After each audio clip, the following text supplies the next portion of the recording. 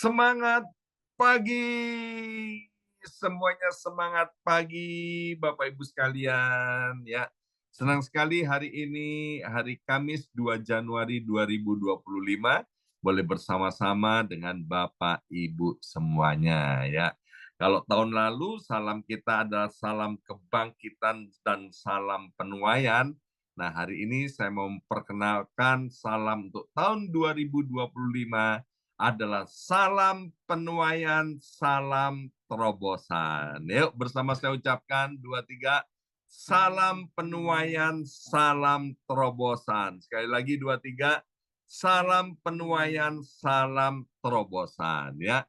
Kenapa pakai kata terobosan? Karena terobosan itu adalah hasil dari menerobos, perbuatan dari menerobos. Contoh ya, terobosan medis ini membantu pasien mendapatkan pengobatan yang lebih cepat, ya.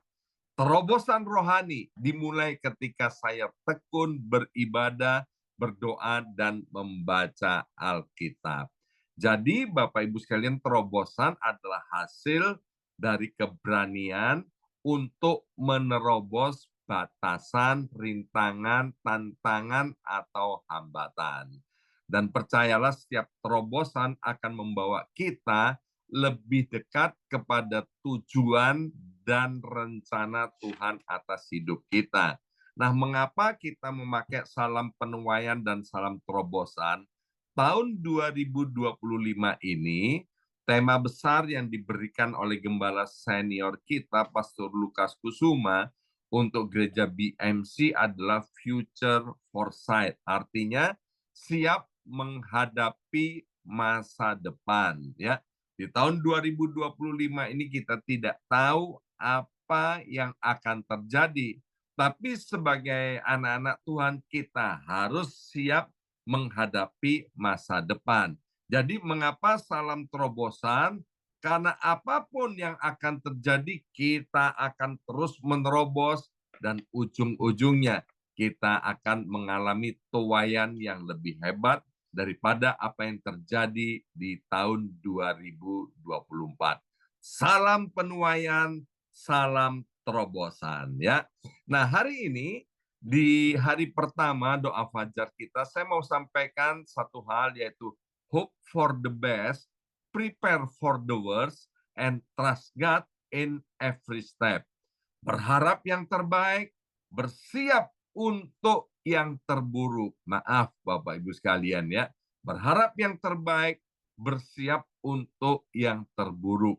Dan percaya kepada Tuhan di setiap langkah hidup kita. Nah, setiap kali kita memasuki tahun yang baru, ada tradisi yang selalu dilakukan oleh banyak anak Tuhan, yaitu menuliskan resolusi, entah itu ditulis di kertas, di gadget, atau hanya ada di dalam pikiran dan hatinya. Apa resolusi itu? Yaitu bahwa tahun ini kita kepingin lebih sehat, tahun ini kita kepingin lebih sukses, tahun ini kita kepingin lebih bahagia, yang berumah tangga kita kepingin lebih rukun, lebih harmonis, yang kurang sungguh-sungguh di dalam Tuhan atau yang sudah sungguh-sungguh, mereka berkata begini, tahun ini aku akan lebih sungguh-sungguh lagi, lebih semangat lagi, lebih on fire di dalam Tuhan. Ya. Nah, resolusi-resolusi ini ditulis dengan penuh harapan. Tetapi seringkali kita lupa mempersiapkan hati ini untuk hal-hal yang mungkin tidak sesuai dengan harapan ya. Nah, Bapak Ibu sekalian, tahun baru ini, tahun 2025 ini bukan seperti lari cepat 100 meter, tapi ini adalah seperti perlombaan lari maraton, jaraknya panjang dan jauh ya. Nah, kita mungkin memiliki harapan yang banyak di tahun 2025 ini, Bapak Ibu sekalian ya. Nah, tapi kita harus mempersiapkan hati sedemikian rupa yaitu kalau ada kejutan-kejutan atau hal-hal yang tidak kita inginkan itu terjadi di tahun 2025, hati kita ini sudah siap. Masih ingat peristiwa pandemi tahun 2020 pada sekitar bulan Maret, Bapak Ibu sekalian ya. Banyak orang yang tidak siap ya untuk menghadapi pandemi itu. Kita sudah mendengarkan banyak berita dan ramalan bahwa tahun 2025 ini akan terjadi pandemi, entah apa itu bentuknya, yang katanya lebih dahsyat daripada tahun 2020 ya. Nah, hope for the best. Kita berharap tahun 2025 ini menjadi tahun yang jauh lebih baik daripada tahun 2024. Yang setuju katakan amin ya. Hari ini harus lebih baik daripada hari kemarin. Tahun 2025 harus lebih baik daripada tahun 2024. Itu namanya hope for the best, berharap yang terbaik. Doa dan mimpi kita yang belum terjawab di tahun-tahun yang sebelumnya, Bapak Ibu sekalian, kita harus punya harapan bahwa tahun ini mimpi-mimpi kita, doa-doa kita itu akan menjadi kenyataan. Tetapi kita juga perlu prepare for the worst, mempersiapkan hati untuk kemungkinan tantangan-tantangan yang akan muncul, Bapak Ibu sekalian. Tapi yang terpenting dari semuanya itu, kita harus trust God in every step. Kita harus percaya kepada Tuhan, bahwa Tuhan itu adalah Allah Immanuel yang tidak pernah meninggalkan kita, yang mana setiap langkah-langkah kita, entah itu ketika kita menghadapi hal-hal yang baik, menyenangkan, maupun ketika kita dalam keadaan sulit, Bapak Ibu sekalian, percayalah bahwa Tuhan tidak pernah meninggalkan kita, ya. Nah, yang pertama, kita harus sadari bahwa kita masuk di tahun 2025 itu karena anugerah Tuhan. Bersama saya ucapkan anugerah Tuhan. 2, 3, anugerah Tuhan, ya. Anugerah itu apa, Bapak Ibu sekalian? Anugerah itu adalah sesuatu yang tidak layak untuk kita terima, tetapi itu diberikan dengan cuma-cuma. Kalau kita layak untuk menerimanya, itu bukan anugerah. Ya, kita baca dulu dari kitab Roma pasal 8 ayat 32. Roma pasal 8 ayat 32. Ia yang tidak menyayangkan anaknya sendiri, tetapi yang menyerahkannya bagi kita semua. Bagaimanakah mungkin ia tidak mengaruniakan segala sesuatu kepada kita bersama-sama dengan dia? Dulu kita bukan orang percaya, Bapak Ibu sekalian. Karena kita membuka hati kita, menerima Yesus, menjadikan Yesus satu-satunya Tuhan dan Juru Selamat kita.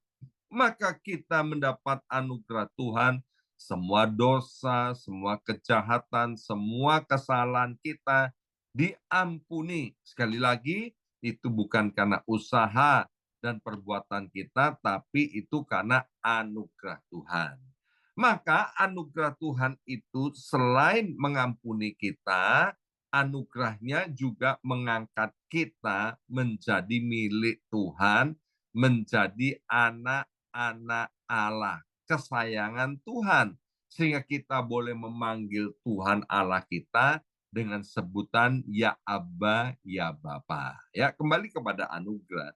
Semua itu diberikan secara cuma-cuma, bukan karena hasil usaha kita. Nah, kalau kita bisa memasuki tahun 2025 dan kita percaya itu adalah anugerah Tuhan, Bapak Ibu sekalian, maka Tuhan yang sudah membawa kita memasuki tahun 2025, Tuhan yang sama tidak akan pernah meninggalkan kita. Dalam kitab surat 1 Yohanes dikatakan, celakalah kalau hati kita menuduh kita. Saya berdoa Bapak Ibu sekalian tidak ada seorang pun di antara kita yang berkata bahwa aku ini tidak layak, aku ini tidak pantas. Ya memang benar kita tidak layak dan kita tidak pantas. Tapi kita itu mendapat anugerah Tuhan. Jadi di sini dikatakan kalau anaknya yaitu Yesus Kristus Bapa berikan kepada kita, masakan katanya, ya kan? Dia tidak mengaruniakan segala sesuatu. Bersama saya ucapkan segala sesuatu. 2, 3, segala sesuatu. Bagaimanakah mungkin ia, Bapa, tidak mengaruniakan segala sesuatu kepada kita bersama-sama dengan Yesus Kristus Tuhan. Percayalah Bapak Ibu sekalian, bahwa apapun kata dunia, tahun 2025 ini kita hidup di dalam anugerah Tuhan. Ya, yang pertama kita harus hope for the best. Kenapa? Karena harapan di dalam Tuhan tidak akan pernah mengecewakan. Dalam Roma pasal 5 ayat yang kelima berkata, dan pengharapan itu tidak mengecewakan. Karena kasih Allah telah dicurahkan di dalam hati kita oleh Roh Kudus yang telah dikaruniakan kepada kita. Jadi mengapa harapan itu tidak pernah mengecewakan, tidak akan mengecewakan Bapak Ibu sekalian? Di sini dengan jelas berkata, karena kasih Allah itu telah, sudah, bukan akan dicurahkan di dalam hati kita masing-masing. Ketika kita berharap kepada Tuhan, kita bukan berharap secara buta dan tanpa dasar. Kita menaruhkan pengharapan kepada Tuhan karena Tuhan telah memberikan janji-janjinya kepada kita. Seringkali Bapak Ibu sekalian, kalau ada orang-orang kaya berjanji kepada kita, orang-orang yang kaya yang berjanji kepada kita, kita berharap bahwa janji itu akan ditepati. Padahal belum tentu janji-janji orang kaya, orang terpandang, orang yang punya pangkat itu digenapi. Mengapa? Karena yang namanya orang, yang namanya manusia itu kemampuannya terbatas, kasihnya juga terbatas, waktunya terbatas, kemampuannya semuanya serba terbatas. Maksud saya begini, kalau kita ketika ada orang kaya berjanji kepada kita, kita berharap janji ini digenapi. Masakan kepada Allah yang sudah banyak berjanji kepada kita, kita tidak menaruh pengharapan. Maka adalah hal yang normal, adalah hal yang wajar ketika kita menaruhkan harapan kita kepada Tuhan. Ya, dalam kitab Yeremia 29 ayat yang ke-11 dikatakan, sebab aku ini mengetahui rancangan-rancangan apa yang ada padaku mengenai kamu. Demikianlah firman Tuhan, yaitu rancangan damai sejahtera dan bukan rancangan kecelakaan, untuk memberikan kepadamu hari depan yang penuh pengharapan. Hope for the best. Tahun ini kita menaruh pengharapan bahwa seperti yang ditulis dalam janji Tuhan ini, aku akan memiliki hari depan yang baik, hari depan yang cerah, hari depan yang gilang gemilang, hari depan yang penuh dengan pengharapan. Karena aku tahu bahwa Tuhan Allahku adalah Allah yang maha baik, maka tidak ada rancangan kecelakaan dari Tuhan untuk diriku. Itulah yang harus dikerjakan oleh setiap kita, Bapak Ibu sekalian. Hope for the best. Tapi hal yang kedua yang kita tidak boleh lupakan, kita harus prepare for the worst. Kita harus mempersiapkan hati untuk menghadapi hal-hal yang terburuk atau hal-hal yang tidak kita inginkan, ya. Berharap kepada Tuhan berarti kita tidak berarti bahwa kita boleh mengabaikan kenyataan hidup. Justru iman yang dewasa itu mengajarkan kepada kita untuk mempersiapkan hati menghadapi kemungkinan yang paling buruk sekalipun. Sebab kita tetap percaya kepada kehendak Tuhan, ada hal-hal yang bisa kita kontrol, tapi ada hal-hal yang tidak bisa kontrol. Contohnya, dalam kitab Daniel pasal 3 ayat 17 sampai 18 itu berkisah tentang anak muda Ibrani yang dibuang ke Babel, namanya Sadrak, Mesak, Abednego. Dia berdiri di hadapan Raja Nebukadnezar, Bapak Ibu sekalian. Anak-anak muda ini, anak-anak yang masih usianya sekitar 20 tahunan. Dia berkata begini, jika Allah kami yang kami puja sanggup melepaskan kami, maka ia akan melepaskan kami dari perapian yang menyala-nyala itu. Dan dari dalam tanganmu ya Raja. Tetapi seandainya tidak, hendaklah Tuanku mengetahui ya Raja, bahwa kami tidak akan memuja dewa Tuanku dan tidak akan menyembah patung emas yang Tuanku dirikan itu. Keren banget Bapak Ibu sekalian ya, pernyataan dari Sadrak, Mesak, Abednego. Dia benar-benar tidak pernah membayangkan akan dimasukkan ke dalam dapur perapian yang menyala-nyala. Tapi imannya sudah mempersiapkan diri sedemikian rupa. Kalau di negeri asing, di negeri Babel, dia mengalami hal-hal yang tidak dia harapkan, maka dia sudah siap dan dia tidak akan murtad. Sekali Tuhan, tetap Tuhan, never give up, dan no turning back. Ya, maka kita harus jadi orang Kristen yang seperti itu, Bapak Ibu sekalian, ya. Jangan jadi orang Kristen ketika kemudian harapan tidak sesuai dengan kenyataan, kemudian kita menjadi murtad. Anak-anak muda ini percaya bahwa Allah mampu menyelamatkan mereka, tetapi mereka juga siap menerima kehendak Tuhan. Kalau Tuhan tidak mau menyelamatkan mereka, artinya mereka akan berakhir dengan kematian, ya mereka itu pun siap nggak akan murtad. Akhirnya kita tahu Bapak Ibu sekalian, anak-anak muda ini yang telah menunjukkan imannya dengan penuh keberanian, akhirnya Tuhan menyelamatkan, melepaskan mereka dari dapur perapian yang menyala-nyala. Ya, persiapan hati untuk menghadapi hal yang terburuk di tahun 2025 itu amat sangat penting, Bapak Ibu sekalian. Ya, tahun 2020 itu banyak orang yang tidak siap ketika menghadapi pandemi itu, Bapak Ibu sekalian, dan termasuk banyak anak-anak Tuhan yang tidak siap pada waktu itu. Mereka komplain, Tuhan, kalau Engkau Maha Kuasa, mengapa hal ini boleh terjadi, ya? Dan yang terakhir, Bapak Ibu sekalian, kita harus percaya kepada Tuhan di setiap langkah hidup kita.